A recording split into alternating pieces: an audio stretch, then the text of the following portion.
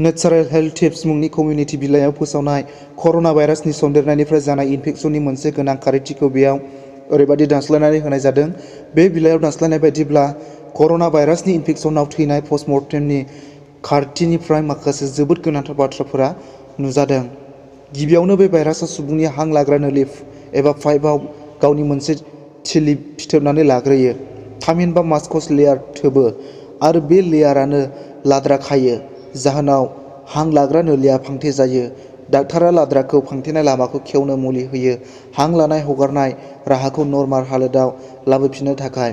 नाथाय बेवहायनो गोबाव सम बारग'लाङो आरो बेरामिया क्रिटिकेल थासारियाव सौहैयो। बेनिखायनो बे खैफोदनिफ्राय बारग'नोब्ला गाहायनि राहाफोरा आथिखाल समनि एंगार हायै बाहागो जानानै फैबाय। सानसे गेजेर गेजेर गुदुं दैलावफोरखौ लोंबाय थानांगौ, जेरै साहा, कफि, सुप, दै गुदुं। 20 मिनिटनि उन दै गुदुं लोंनांगौ, अब्ला गारामा रानखांनाय नङा।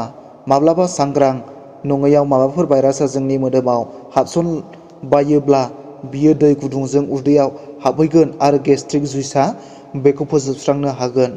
सानफ्रोमबो दै गुदुंजों एन्टिसेप्टिकफोर जेरै भिनेगार नङाब्ला नारें खागजि नङाब्ला संख्रि होनानै गार्गोल खालामनांगौ। सुबुं थुबुर जानाय जायगाफोराव थांब्ला भाइरासआ खानायदों नङाब्ला मोदोमनि हिजों सिथाबो आरो बेयो खारै, साबोन आरो डिटारजेन्टआव थावरिनो हाया।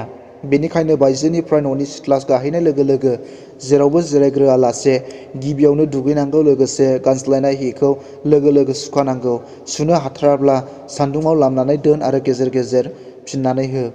मेटेलिक थासारियाव बे भाइरासआ 9 सान थांनानै थायो, बेनिखाय बेबादि जायगाखौ सिथाबनानै थानो नाङा आरो बेफोरखौ साखोन-सिखोन लाखिनांगौ।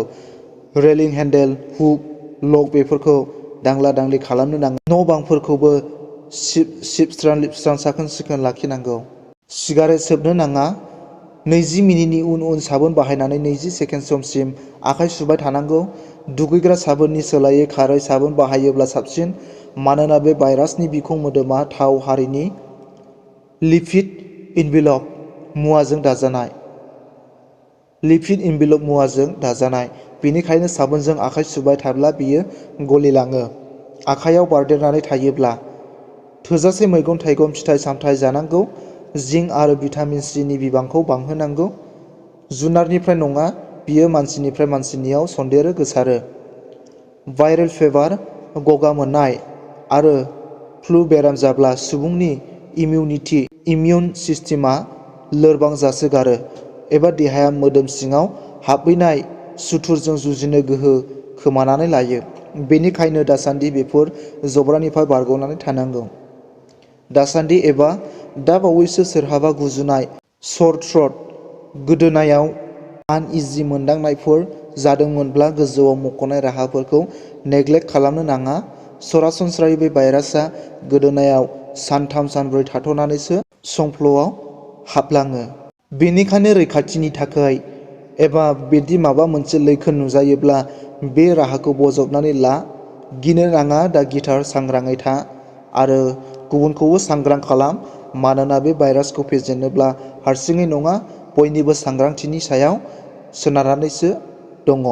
लोगोफोर, आंनि बे फोरमायथिनायखौ एबा खौरांखौहाय नोंथांमोना खोनानानै मोजां मोनदोंब्ला अन्नानै आंनि बे खन्थाइ मुलुग इउटुब चेनेलखौ नोंथांमोना दासिमबो साबस्क्राइब खालामाखैब्ला अन्नानै साबस्क्राइब खालामनानै हो आरो लोगोसे साखाथिनि बेल आइकनखौबो थुनानै ला।